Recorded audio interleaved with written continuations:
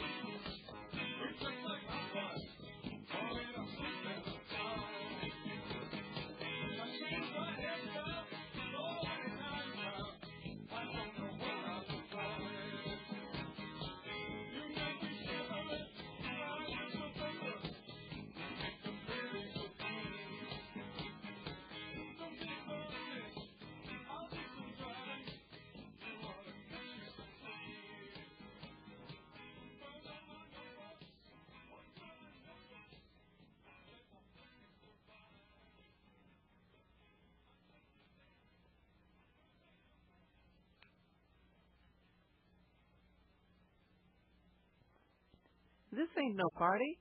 This ain't no disco. This ain't no fooling around. This is defending your retreat. Roman numeral 1, Introduction. What you are about to hear may seem shocking. Our country is currently headed on a course that may completely change life in America as we know it.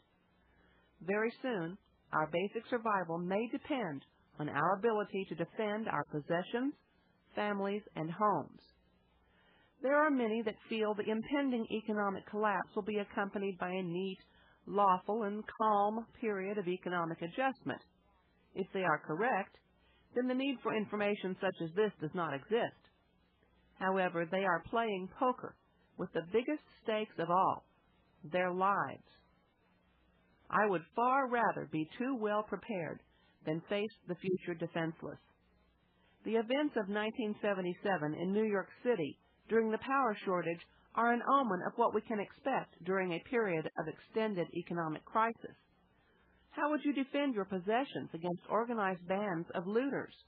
Could you survive without police protection?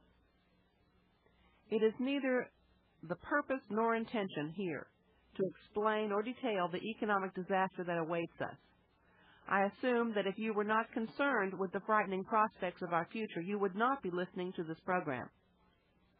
If this information sounds militaristic, it is intended to be so. Even the greatest preparations for the future will be to no avail if you are not able to defend and protect what you have saved. The background of the writer of this manual includes graduating from one of our country's military academies and combat experience in Vietnam. Many of the comments and suggestions that you will hear are drawn from both his military training and observations. Some of the material here has been taken from an impeccable source, U.S. military training manuals. The writer has, however, attempted to separate the vital and necessary information from that which has no relevance. If you will study and put into effect many of the ideas contained here, you will greatly increase your chances for survival. Roman numeral 2. Does this all sound extreme? I can imagine some prospective retreater hearing these words and wondering how paranoid I must be. Let me answer the question to save you the time worrying. Your time will be much better spent preparing for the coming collapse. It is my personal conviction that we should prepare for the worst and feel very fortunate if it does not occur. Is it imprudent to have a fire extinguisher in your home, even though the possibility of a home fire is actually very remote? Unfortunately, the days ahead of us may be very severe. For every one family that prepares for the coming calamity, perhaps 1,000 or more will not.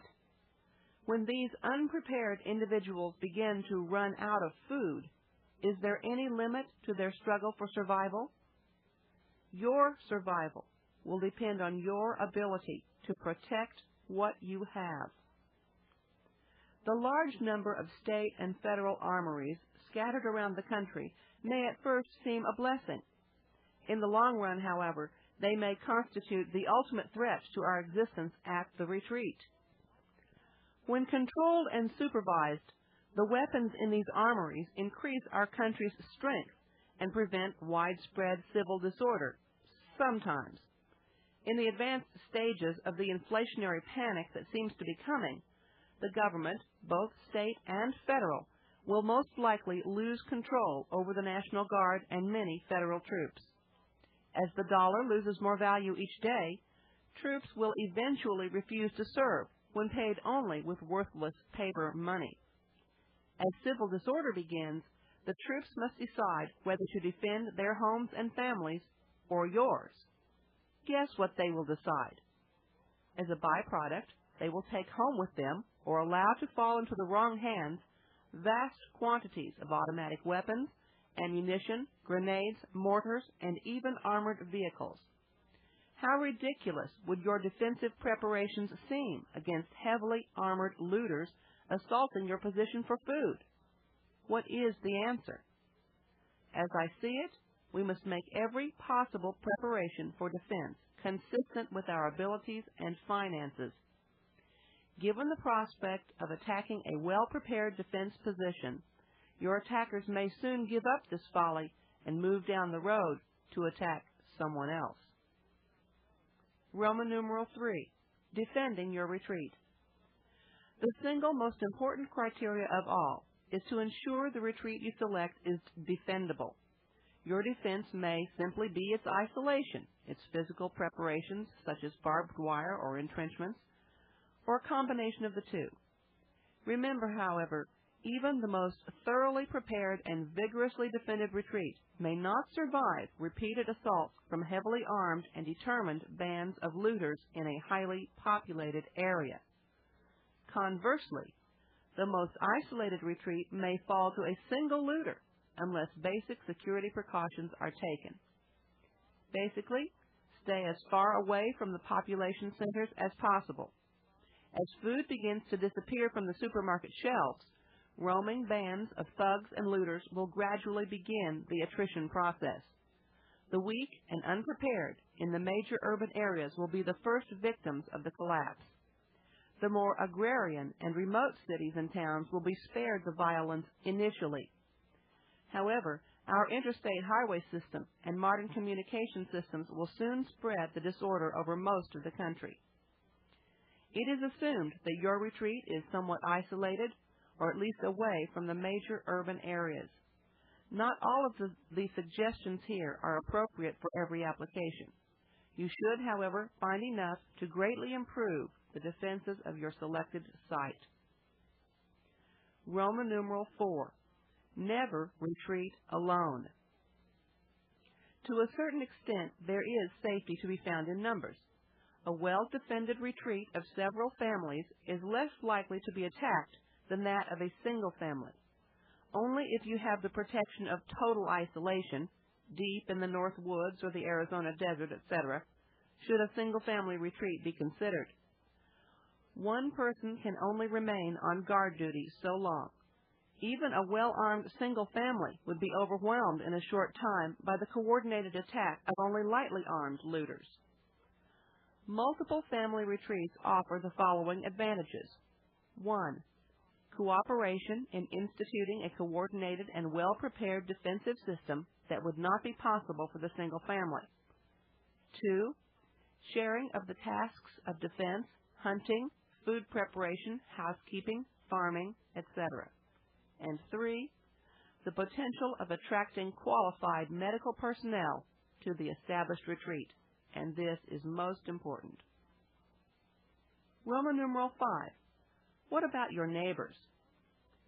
In some respects, the best neighbors to have at your retreat are none. The fewer people that are in an area, the less reason an armed group of looters would want to go there. Looters and other parasitic creatures will prey on those that have neither the knowledge, weapons, or will to defend themselves. If the area of your retreat contains large numbers of unprepared people, it will attract looters just like bees to honey. An area of fiercely independent people that are willing to protect what they have saved may be an ideal neighborhood.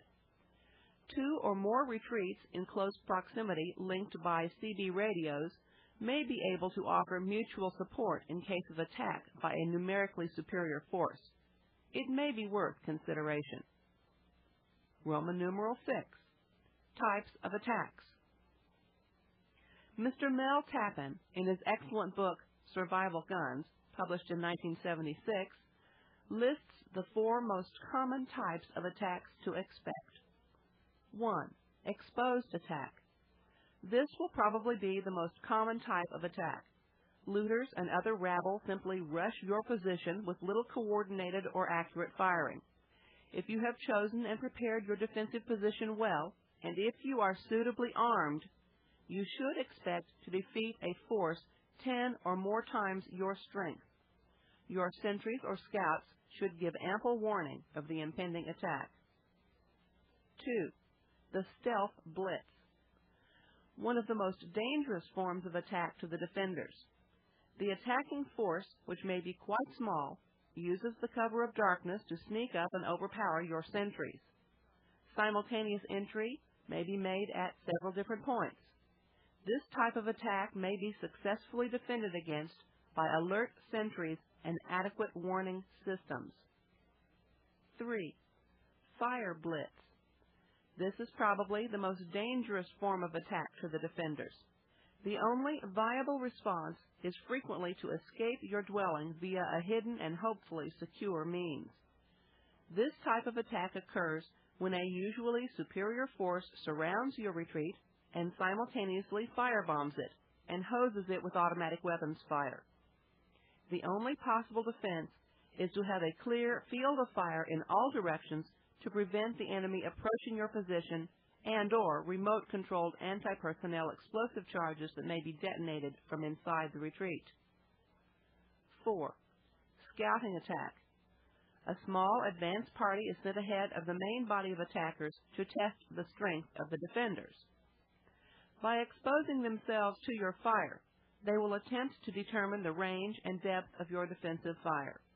If your defenses are reasonably strong, a viable response may be to respond only with deliberately ineffective fire, such as shotguns, pistols, .22 caliber rimfire, etc., in an attempt to lure the main body into a frontal assault. Roman numeral 7.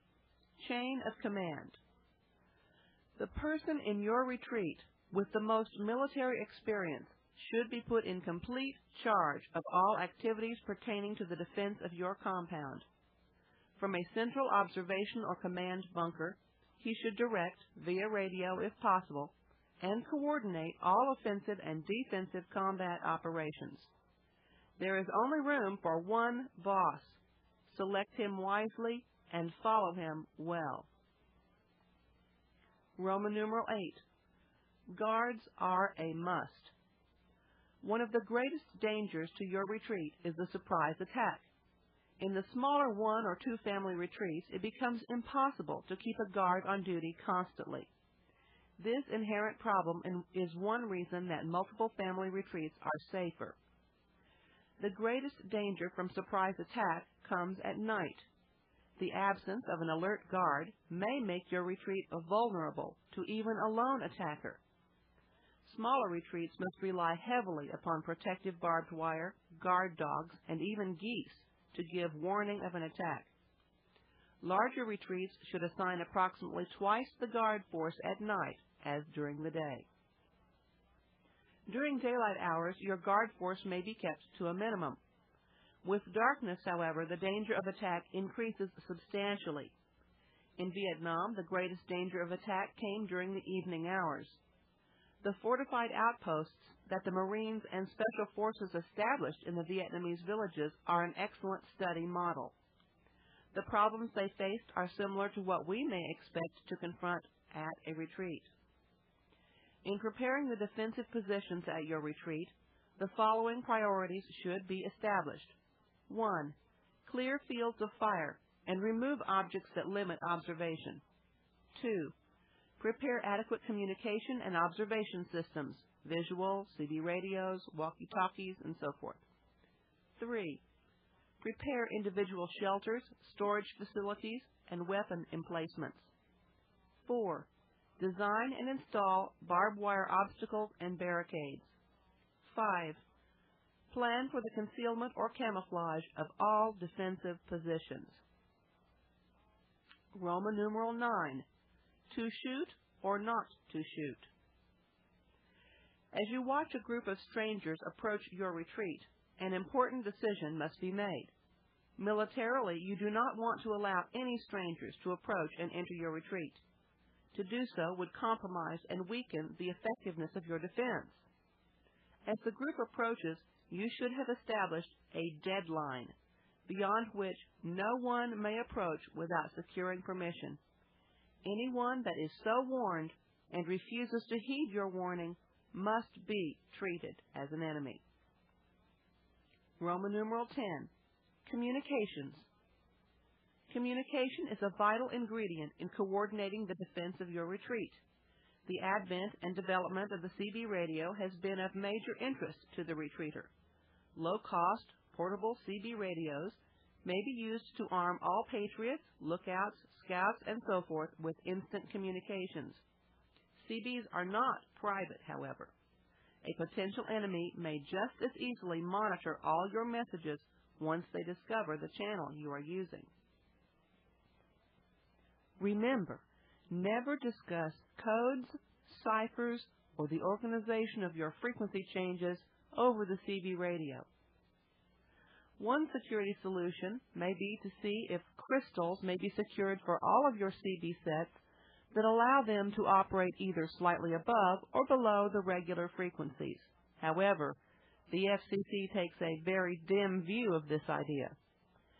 Try to lay in an adequate supply of batteries and standardize all CB units to use the same batteries.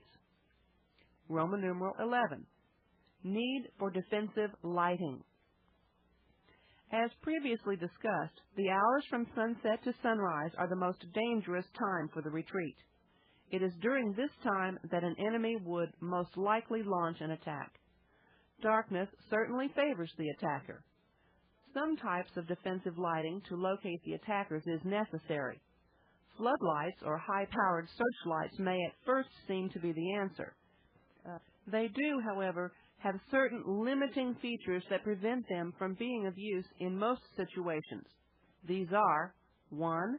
They require a large power source that most likely will not be available in a survival situation. 2. Floodlights or high-power searchlights would easily be shot out by an enemy determined to attack your position. There are two solutions to the problem. They are: 1. Flares. The Army and Marines in Vietnam faced the same problem. The mortar-launched parachute flare proved to be an excellent solution. The extremely bright magnesium flares would light a very large area for a surprisingly long time.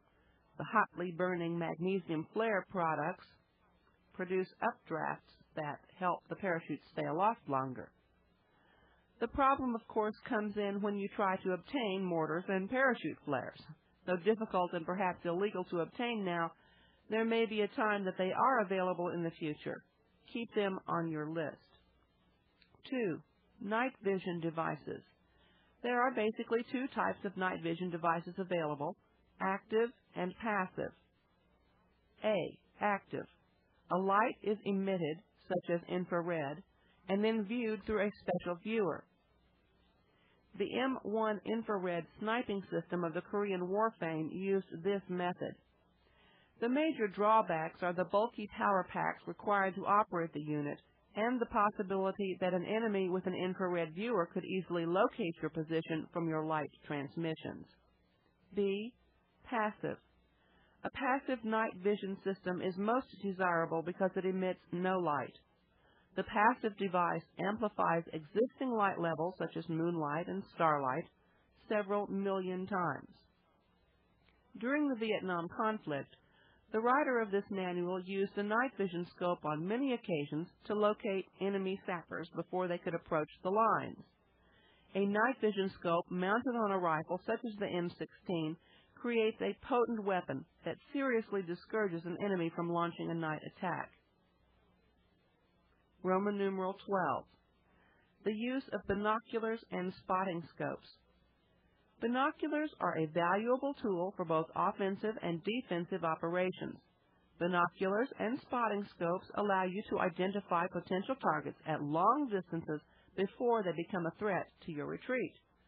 They can also be used to identify friendly aliens to prevent accidents. All guards should have and utilize binoculars or high-powered spotting scopes. All patrols or hunting parties should utilize binoculars to search terrain for both game as well as enemy movement. Roman numeral 13. Sandbags. Sandbags are the basis for any and all defensive emplacements at your retreat. A properly protected position may be invulnerable to all types of small arms fire and most types of mortar fire. They owe their effectiveness to the fact that they absorb and cushion the incoming shot and shell without flying apart. Where wood splinters and concrete eventually cracks after enough hits, sandbags just continue to absorb the shock. sandbags are, of course, no great secret. We have been using them for many years and through several wars. About the only improvement we have been able to make is producing the bags out of a synthetic material to prevent the eventual rot that occurred with canvas sandbags. When you have a choice, always choose the synthetic bags. Sandbags are not expensive and will last in storage, the synthetic ones anyway, indefinitely. They are released in large numbers on the surplus market and are relatively easy to locate. Do not be afraid to purchase large numbers of bags. A well-fortified retreat may utilize hundreds or even thousands of sandbags. As an added bonus, the filling of sandbags constitutes an excellent form of physical exercise. In Vietnam, it was common to spend at least 1 hour daily filling sandbags, and frequently much longer, when new emplacements were being constructed. Roman numeral 14. How good is your wire? Many good books with illustrations will give you explicit details on the proper procedure to establish a barbed wire perimeter at your defensive position. I encourage you to find those books and study them carefully. A word of caution, however, remember that even good barbed wire emplacements do not make your retreat impregnable. Your wire should never be used as an excuse to relax your alertness. The writer of this manual saw a Vietnamese Kit Carson scout, a former VC that crossed over, take only 2 minutes to cross a 60-foot barbed wire perimeter that had been considered impenetrable. While the number of Kit Carson scouts you may engage after the collapse are admittedly few, do take heed. Don't be lulled into a false sense of security. Roman numeral 15. Land mines.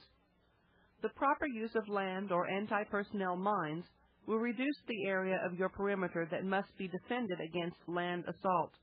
They do, however, have several serious drawbacks. 1. Landmines are very hard to obtain. 2. The possession of landmines before an economic collapse would be a serious violation of federal law. A serious violation of federal law. 3. The inherent danger that they may be accidentally set off by members of your retreat is very great. Landmines and similar anti-personnel devices at this time are most definitely illegal, so educate yourself completely on this subject, including every aspect of the law. Roman numeral 16. Camouflage your strength. Whenever possible, keep the enemy wondering about the strength of your fortifications. Make it a firm rule not to allow strangers to enter your defensive compound. A potential enemy that is allowed to wander inside your wire may expose and later exploit a weakness in your defensive planning. This was a great problem in Vietnam. Almost every U.S. military security compound had a varying number of Vietnamese cooks, laundry girls, laborers, and so forth that were used for odd jobs around the camps. These same so-called peasants mapped out and reported entire defensive strongpoints and their weaknesses. Much of the success of the Viet Cong came from attacking isolated outposts and was due to a thorough knowledge of the perimeter before the attack. Use camouflage to conceal your defensive positions. Construct your fortifications so that a cursory examination of your perimeter with binoculars will not reveal all your positions.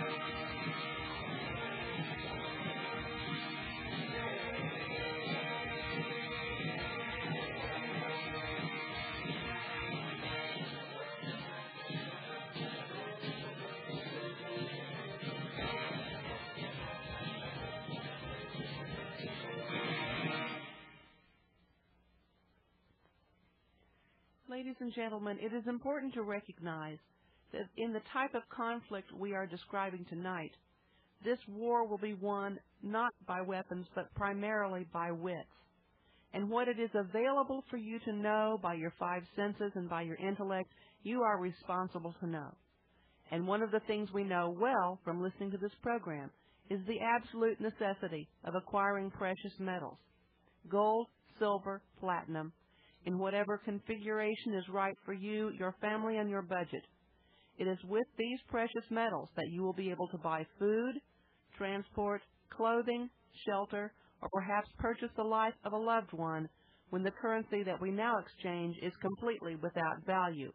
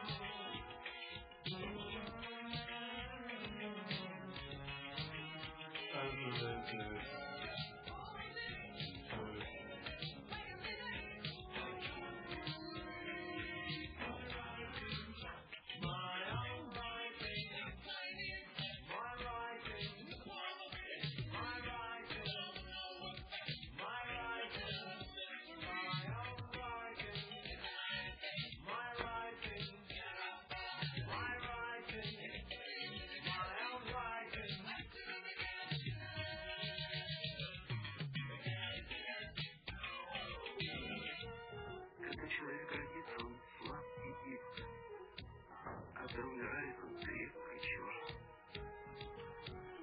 Когда дерево растет, оно нежное и тихо, оно умирает.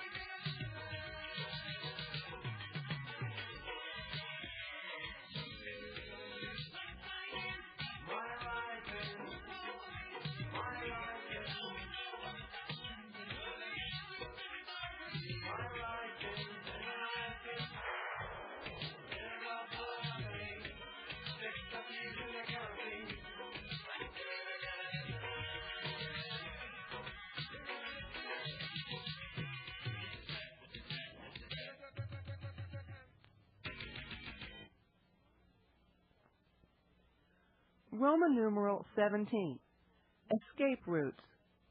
No fortress or defensive position devised by man has proved to be invincible. Given enough time, enough firepower, and enough supplies, your attackers can simply wait you out. While this may or may not be likely in a survival situation, the possibility of being surprised and overrun by a superior force is a real concern. The precautions we have mentioned can help you prevent this from happening, but errors do occur. Guards have been known to fall asleep. You might be attacked before all your defensive preparations have been made, and so forth. Make preparations for this contingency by determining the best escape route from your retreat in advance.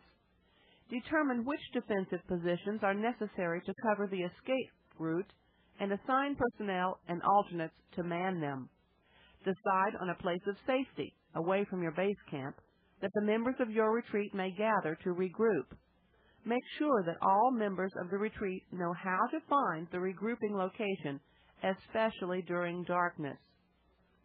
Roman numeral 18, emergency caches.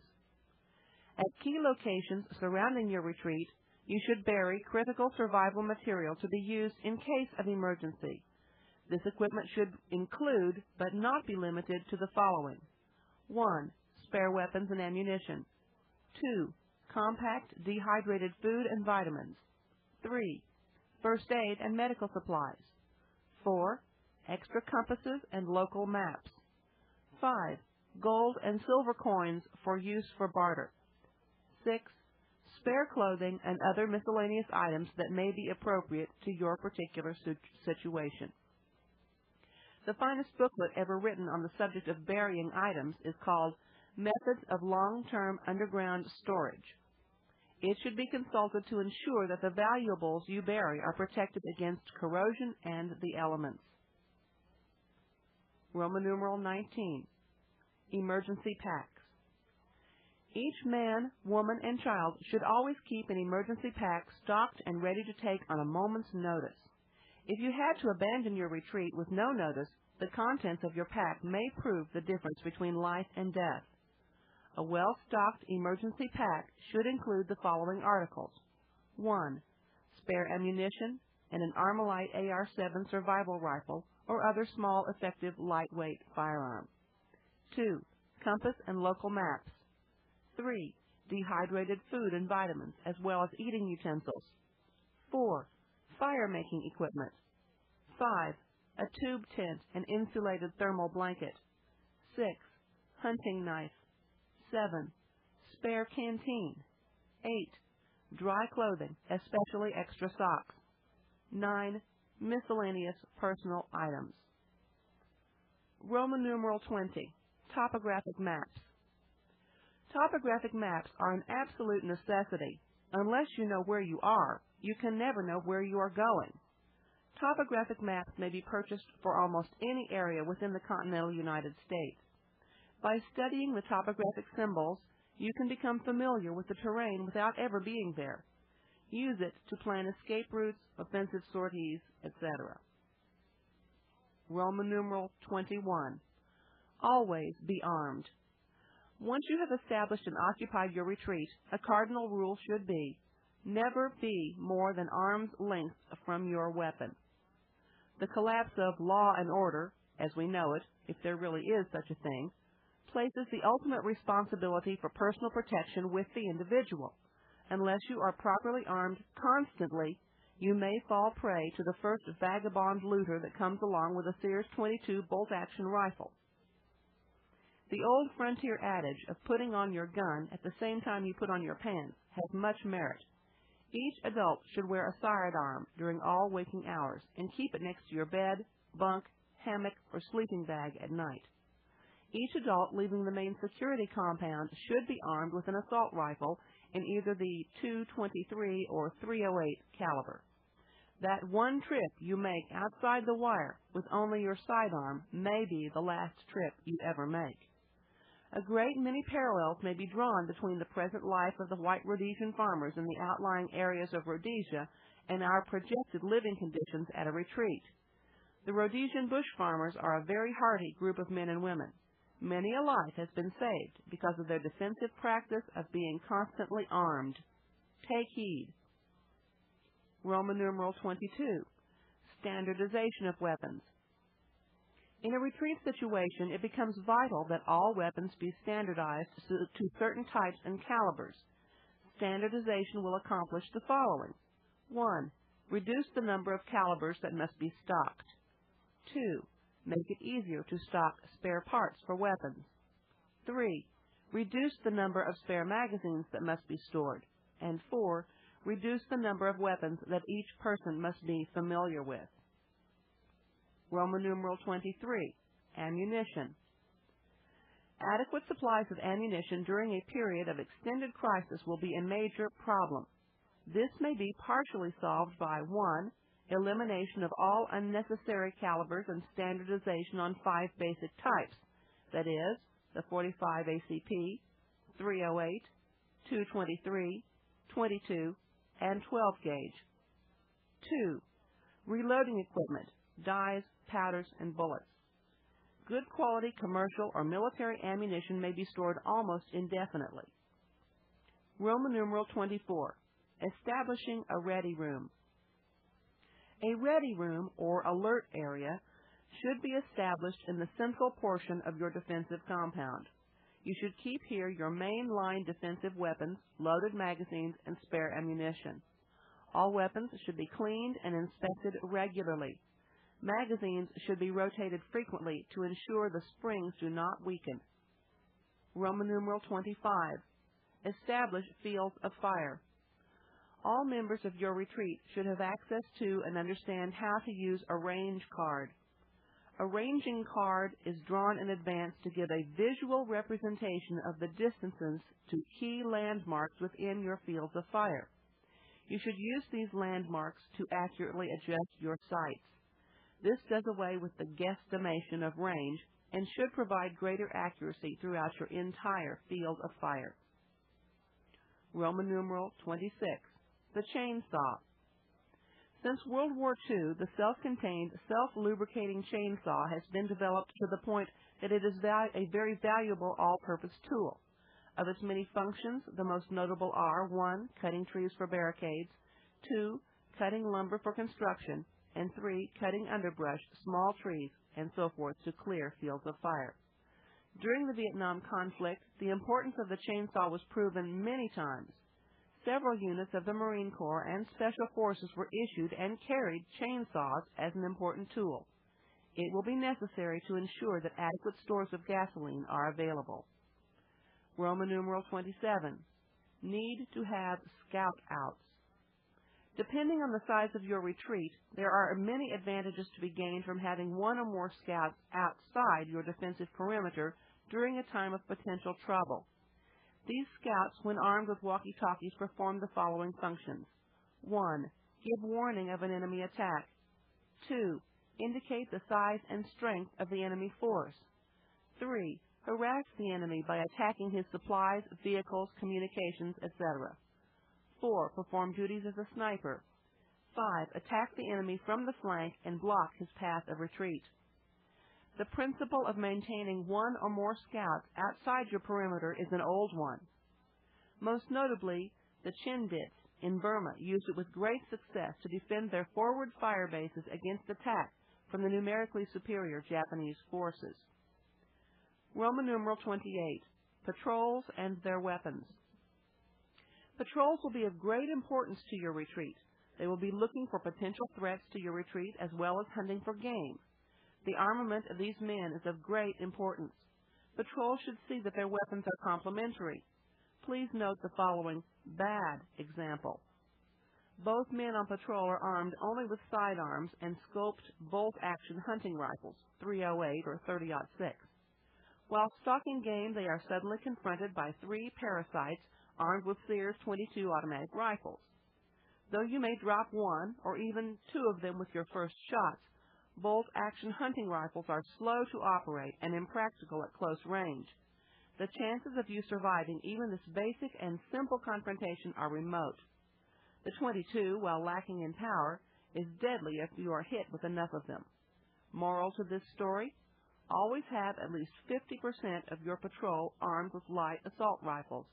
The remainder may be armed with heavy assault rifles, .308, or shotguns. In this manner, you can protect yourself as well as hunt for deer, elk, squirrel, fowl, etc. Terrain is a very important factor in determining the proper armament for patrol. Wooded, heavily overgrown areas favor the .223 cartridge, while the wide open spaces of the west demand the long-shooting .308. Roman numeral 29. What weapon at what range? All weapons have their strong points as well as their limitations. Always utilize your weapons to maximize their effectiveness. The following information gives an example of suggested weapon usage versus range. At 800 yards from your retreat, consider the M14, the G3 .308 or 7.62 millimeter, and the FAL. At 300 yards from your retreat, consider the .223, the AR-15, the AR-180, or the Mini-14. At 100 yards from your retreat, consider the riot shotgun or the 12-gauge. The riot shotgun, 12-gauge, is an extremely effective weapon for close combat range, less than 100 yards. Long-range patrols in Vietnam used 12-gauge pump shotguns on raids into Laos and Cambodia for several years. Several men bursting into an NVA campsite at dawn with riot shotguns with 20-inch barrels or less would wreak utter destruction and completely demoralize any survivors against further resistance. Consider it one of your most important defensive weapons. From 100 to 300 yards, the .223 or 5.56 millimeter rifle is best. It is flat shooting and ideal to repulse a typical assault at medium ranges. Beyond 300 yards, the effectiveness and accuracy of the .223 declines rapidly. For these longer ranges, the .308 or the 7.62 NATO cartridge is vastly superior. The match-grade M14 with a 9-power red-field scope has proven accurate out to 800 yards. At that distance, you can begin sniping at the enemy long before they can return accurate fire. Roman numeral 30.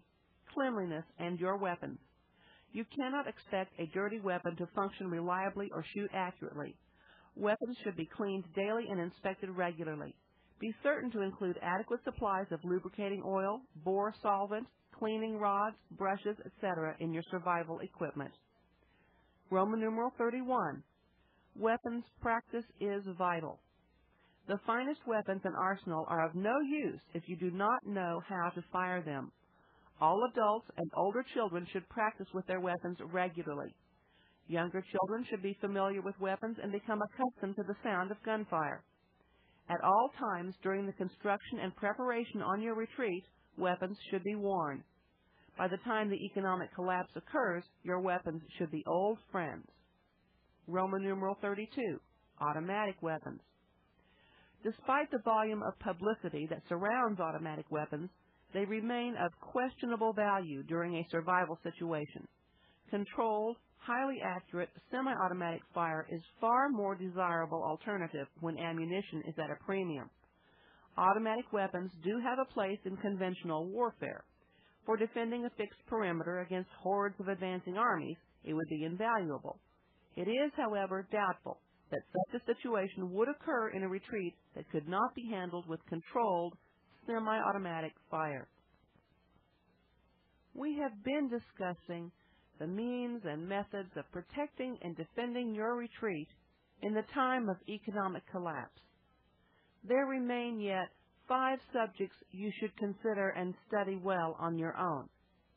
First, the wearing of bulletproof vests, preferably those lightweight ones made of Kevlar, similar to the models worn by the President of the United States.